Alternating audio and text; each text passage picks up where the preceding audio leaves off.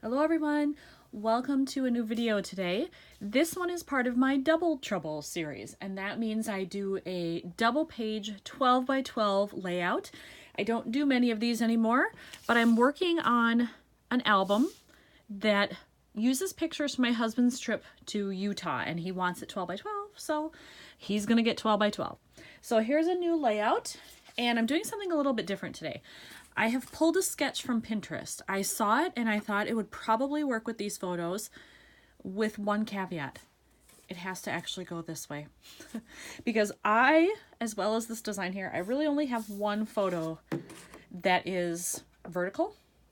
And with the sequence of the photos, it has to be on the right side. So I have that.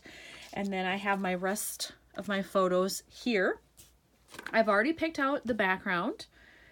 And then if you look at this photo, there are two banners here. This person did them in different colors. I'm not going to do that. I'm going to take this paper and I'm going to use this for both of the banners. And then there's a blue background and kind of an off-white cream tannish background here, two big block pieces. I'm going to adjust those to these. And these all just happen to be scraps I had lying around, and I'm really on a mission to use what I have. So if I can make these work, I will do it. This is a little darker maybe than I would like, so if I start trying it and I don't like it, I may have to switch out, but I'm going to start with these and just hope that they will work in this layout. So that's what I'm starting with today. I've got my sketch here from Pinterest. Put that over here so I have it at the ready. So I'll trim off the ends of the cardstock here, and then I will start arranging. The first thing I'm going to do with the scrap pieces of paper here is to cut the banners. And like I said, there are two. Here's one, here's the other. And I think I'm going to do them somewhere between 2 and 2.5 inches wide. So I will cut those. And then I happen to have this punch, and I think this is Stampin' Up, is it? Yes, it is. Stampin' Up, where it makes banners, or makes the banner edges like that. So I will cut this, make the banner edges, and then I'll be back. For this punch, I realized that the widest slot that I can do here is 2 inches. So I did cut the paper to 2 inches wide, and then I did the little banner or pennant style cut at the ends of both of them. So I have those made now, which is excellent. And then because this shows that these are mostly square, I am going to cut these down. This one might work as it is, but this one is obviously too rectangular, so I will cut that down a bit, and I'll do that next. I am making some progress here. This is the general layout that I think is going to happen. So I do have the banner going here, and then this one here. However, that will be covered up because on the sketch, remember I'm doing it upside down, on the sketch there is another photo here. I don't have a photo, but I do want to use a 4x6 pocket card. I just don't have it picked out yet. So that will go there. This will be covered up. So you'll see these two photos, the card will be there. Then I think I need to work in some yellow because there are yellow in the eggs here, and the toast has a yellowy tone. There's a little yellow peeking out right here, but I think it does add some nice color to this. Because if I don't add that, I'm falling victim to that same thing I've had the whole way through where it's all green, brown, gray, a little bit of blue. That gets boring. So I think I do want to work in some yellow. Over here, I'm not sure how else to do that other than maybe some washi. I can maybe find some other scrap paper that's yellow, but I will work that in somewhere. In my stash of pocket cards, I found this one.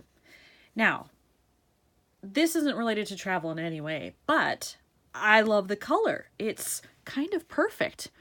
And I could either stack it right on top here, or if I wanted to vary it a little bit and see that banner peeking out a little, I could do it like that and it would still work. The only thing I do have to keep in mind is wherever I place this, my husband did want to do a little bit of journaling about this because this was a restaurant right across from where they stayed and then a really good meal there. So I may have to figure out where can I put in, just a little bit of journaling somewhere, or do I just leave this as the journaling? Because even if he writes on it, the yellow will show through. I don't know that yet. So I'm kind of going to adhere what I can to make sure that that's down. then start figuring out all the embellishment pieces, and hopefully it'll all come together once I see that laid out on the pages. So all of this is adhered except this. I think this is where I want it, but I don't want to glue it down until I'm absolutely certain. But the rest of this I'm pretty good with. Now I'm going to go in and look through a bunch of my stash items here to see if I can find anything yellow that will work with this layout. Woohoo! I found 2 things in my stash that might work. They are yellow. They're different shades. It's not exactly like this, but it's close enough, I think. But I have these 2 things. This one simply says Vacation Memories. It's also got a little bit of blue in there, so it works with this and with the sky. And I'm thinking to kind of pull the yellow in, either like in a zigzag or somewhat of a triangle. I might do this one over here, either to the edge or close to the edge there. And then this one could go maybe here, because there's a lot of dead space. And then that evens out that yellow, and it does give you a nice little kind of zigzag. Oh, and this part that leads your eye across the page. I like that. All right. Yeah, I like how it goes kind of just left to right across the layout.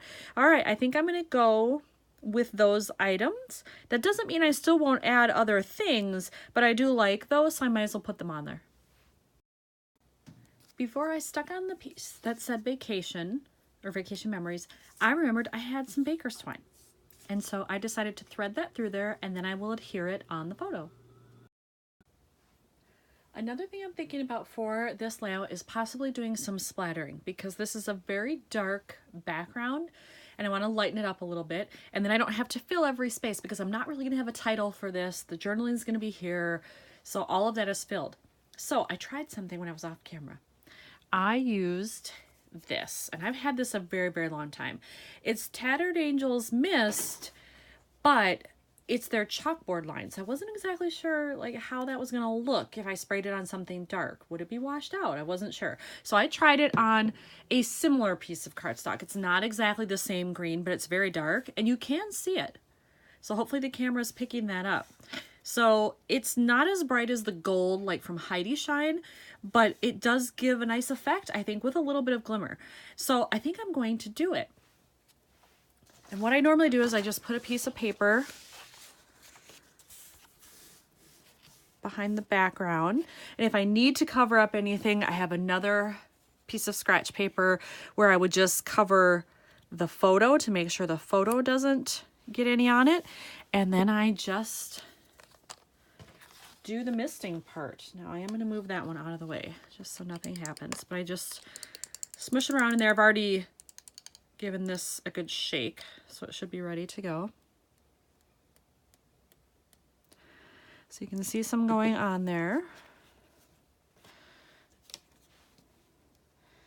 And since this is a slightly different color, I don't know exactly how it's going to show up, but hopefully we'll be able to see it enough. I'm going to rotate again. And if it doesn't show up, not a big deal. Haven't really hurt or lost anything by putting it on there if it doesn't show up.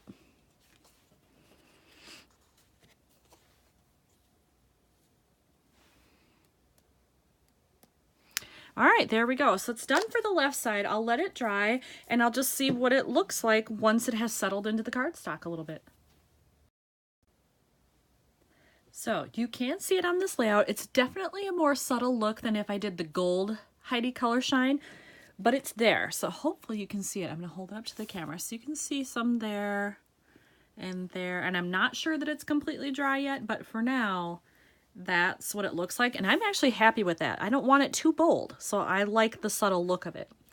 The other thing I've decided is that I am going to use this for journaling, but I want to add something to it.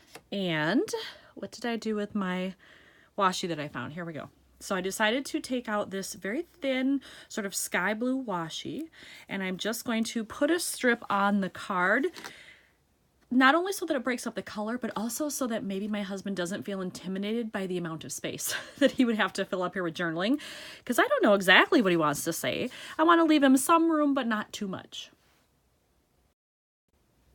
here's the card with just the little strip of washi there, just a little bit of color, breaking this up a little bit.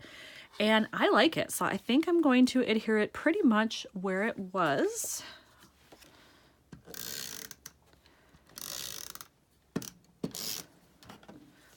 All right, like so.